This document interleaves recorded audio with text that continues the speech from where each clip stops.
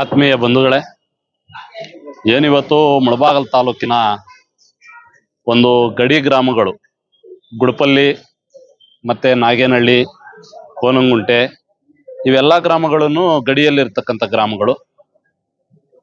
ಈಗ ಅಂತ ಒಂದು ಗಡಿ ಭಾಗದಲ್ಲಿರ್ತಕ್ಕಂಥ ಒಂದು ಜನ ಯಾವುದೇ ಒಂದು ಆಸ್ಪತ್ರೆ ಆಗಿರ್ಬೋದು, ಇಲ್ಲ ಬೇರೆ ಸಾಮಗ್ರಿಗಳು ತರ್ಲಿಕ್ಕಾಗಿರ್ಬೋದು, ಇಲ್ಲ ಒಂದು ಹೆಚ್ಚಿನದಾಗಿ ಬರಬೇಕು ಅಂದ್ರೆ ಒಂದು ಮುಳಬಾಗಲ ಪಟ್ಟಣಕ್ಕೆ ಬರಬೇಕು ಅಂತಂದ್ರೆ ಕೂಡ ಆ ರಸ್ತೆಗಳು ಗುಡಪಲ್ಲಿ ಮುಖ್ಯ ರಸ್ತೆ ಆಗಿರ್ತದೆ.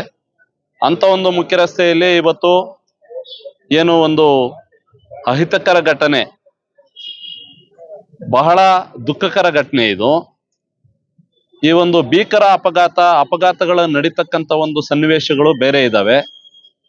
ಒಂದೇ ಸರಿ ಒಂದು 4 ಜನ 5 ಜನ 4 ಜನ ಅಲ್ಲಿ ಮೃತಪಟ್ಟು ಒಬ್ರು ಏನು ಸೀರಿಯಸ್ ಆಗಿದ್ದಾರೆ ಅಂತೇಳಿ ಸರ್ಕಾರಿ ಆಸ್ಪತ್ರೆ ಕೋಲಾರಕ್ಕೆ ರವಾನಿಸಿದ್ದಾರೆ ಅಂತೇಳಿ ಗೊತ್ತಾಗ್ತಾ ಇದೆ.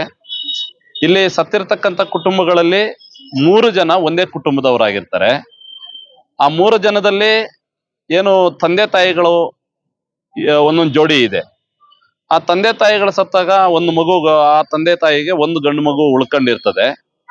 ಆ ಮಗುದು ಒಂದು 15ರಿಂದ 16 ವರ್ಷ. ಇವತ್ತು ತಂದೆ ತಾಯಿನ ಕಳ್ಕೊಂಡು ಅವನು ನಿರ್ಗತಿಕ ಆಗಿದ್ದಾನೆ. ಇಂಥ ಒಂದು ಘಟನೆಗಳು ಹಲವಾರು ಬಾರಿ ಹಲವಾರು ಸರಿ ನಡೀತಾನೆ ಇರ್ತವೆ. ನಡೆದಾಗೆಲ್ಲಾನು ನಾವೊಂದು ಮಾನವೀಯತೆಯಿಂದ ಕೇಳ್ತಕ್ಕಂಥದ್ದು ಒಂದೇನೆ, ಏನು ಅಂತಂದ್ರೆ ಇವತ್ತು ಆ ನಿರ್ಗತಿಕ ಕುಟುಂಬಗಳಿಗೆ ಏನು ಸರ್ಕಾರದ ಸೌಲಭ್ಯಗಳನ್ನ ಏನು ಒದಗಿಸ್ಲಿಕ್ಕೆ ಸಾಧ್ಯವೋ ಅಂತ ಒಂದು ಸೌಲಭ್ಯಗಳನ್ನ ದಯವಿಟ್ಟು ಮಾನ್ಯ ದಂಡಾಧಿಕಾರಿಗಳು, ಮಾನ್ಯ SP ಸಾಹೇಬರು, ಮಾನ್ಯ ಜನಪ್ರಿಯ ಶಾಸಕರು 3 ಜನ ಮಾತಾಡ್ಕೊಂಡು ಆ ಕುಟುಂಬಗಳಿಗೆ ದಯವಿಟ್ಟು ಅನುಕೂಲವಾಗೋ ರೀತಿ ಅನುಕೂಲ ಮಾಡಿಕೊಡ್ಬೇಕು. ಒಂದು. ಎರಡನೇದು ಬಂದು ಏನ್ ನಮಗ್ ಗೊತ್ತಾಗಿರೋ ಮಾತ್ರ ಈಗಾಗಲೇ ರಾಧಪ್ಪ ಅನ್ನೋವರಿಗೆ ಯಾವುದೇ ಒಂದು ನಿವೇಶನ ಇಲ್ಲ, ಅವ್ರಿಗೆ 4 ಜನ ಮಕ್ಕಳಿದ್ದಾರೆ ಅಂತ ಹೇಳಿ ಗೊತ್ತಾಗ್ತಾ ಇದೆ. ಅವರು ಇವತ್ತು ಆ ಒಂದು ಭೀಕರ ಅಪಘಾತದಲ್ಲಿ ಮೃತಪಟ್ಟಿದ್ದಾರೆ.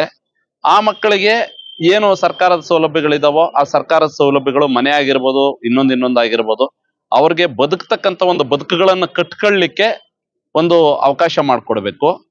ಅದ್ರ ಜೊತೆಗೆ ನಾನಾ ರೀತಿಯ ನೋವಿದೆ ಎಲ್ರಿಗೂನು. ಒಂದೇ ಕುಟುಂಬದವರು ಈ ರೀತಿ ಆಗ್ಬಿಟ್ಟಾಗ ಒಂದು ಕೂಲಿ ಮಾಡಿ ಜೀವನ ಸಾಗಿಸ್ತಕ್ಕ